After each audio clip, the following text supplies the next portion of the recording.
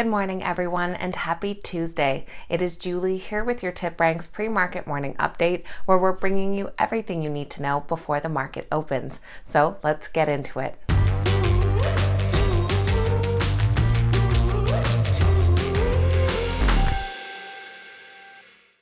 All right, guys, welcome back, and thank you all so much for being here. This morning, we're going to take a look at exciting stock market news, notable earnings reports, and the morning's biggest gainers and losers. Just before we get into all of that, this is your friendly reminder that if you enjoy today's video, make sure you hit that thumbs up button and that you're subscribed to the channel as well so you can stay up to date with all of our latest videos. Okay, let's get right into this morning's exciting stock market news. U.S. stock futures are in the red this morning as fear over a you-know-what variant continued to spread. Currently, Dow futures are down 1.01%, while S&P 500 futures are down 0.84% and NASDAQ futures down 0.48%. Business intelligence and software services provider MicroStrategy has purchased another 7,002 Bitcoins, costing them over $414 million. MicroStrategy's CEO is a big believer in the cryptocurrency's potential and has made it a mission to add more Bitcoins to the company's coffers. The company disclosed that as of November 29th, it held a total of 121,044 Bitcoins worth $3.57 billion. The Bitcoins were bought at an average price of approximately $29,534 per. The MicroStrategy stock is rated a strong buy with an average upside over 30%.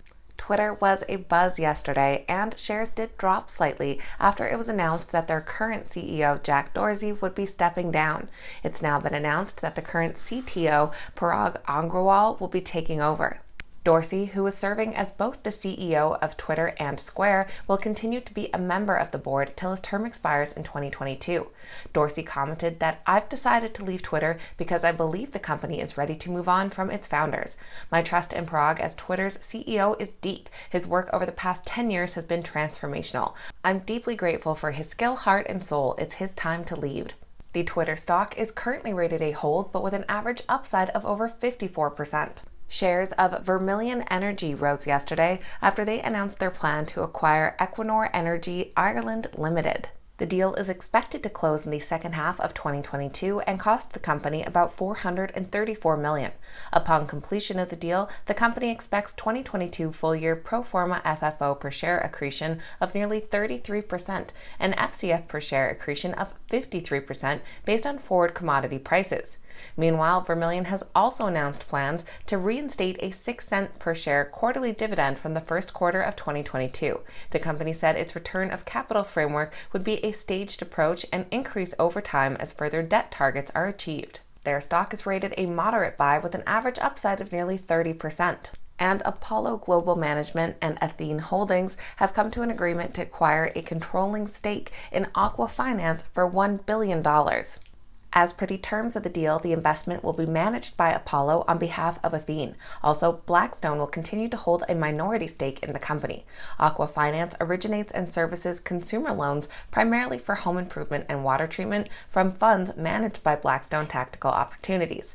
Apollo and Athene plan to invest in new technology and innovation to improve merchant customer experience and deepen network with new and existing partners. The Apollo stock is rated a moderate buy with an average upside of over 19%. While the Athene stock is rated a hold with a slight downside of 3.6%. Now moving over to notable earnings reports.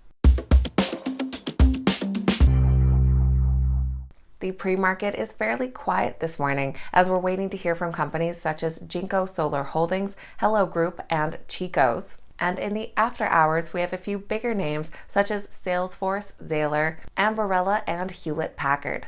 Just this morning, we heard from the Bank of Nova Scotia, who did see their profits rise and beat expectations. However, revenues grew but did not meet analyst expectations. The Canadian Banking and Financial Services Company said their earnings per share were $1.97 Canadian, up from $1.42 a year earlier. Adjusted earnings were $2.10 per share, which came in ahead of analyst forecasts of $1.91. They reported total revenue of $7.69 billion Canadian, up from $7.51, but did miss analyst expectations of $7.92 billion. Their stock is currently rated a moderate buy with an average upside of nearly 8%. Now let's take a look at which stocks are this morning's biggest gainers and losers. Our biggest gainers this morning are led by Ver Biotechnology. Their shares are on the rise as they are a co-developer of a potential treatment for COVID-19. Trading under the ticker VIR, their shares are currently up over 14.6%. They're followed by Adagio Therapeutics, whose stock is still on the rise after the company said they expect their lead COVID-19 antibody to retain activity against this new variant. Under the ticker ADGI, the stock was up over 86% yesterday and is up nearly 8% in the pre-market. And Inari Medical, under the ticker NARI, their stock is up over 5% following some positive press yesterday, including a very bullish buy rating. Our biggest losers this morning are led by Liberty Global, although I couldn't find any distinct news from this morning behind the drop. Trading under the ticker LBTYK, their stock is currently down about 10%. They're followed by Array Technologies under the ticker ARRY, currently down 9.3% after announcing a private offering worth $325 million. And Jinko Solar under the ticker JKS, their stock is down over 8% as they just released earnings this morning. So that is going to be everything for Tuesday's pre-market morning update, getting you up to speed with what you need to know before that opening bell. If you made it to the end of today's video, make sure you hit that thumbs up button and say good morning in the comments down below. I always love hearing from you guys. Thank you all so much for watching. I hope you have a fantastic Tuesday, and I'll see you back here next time.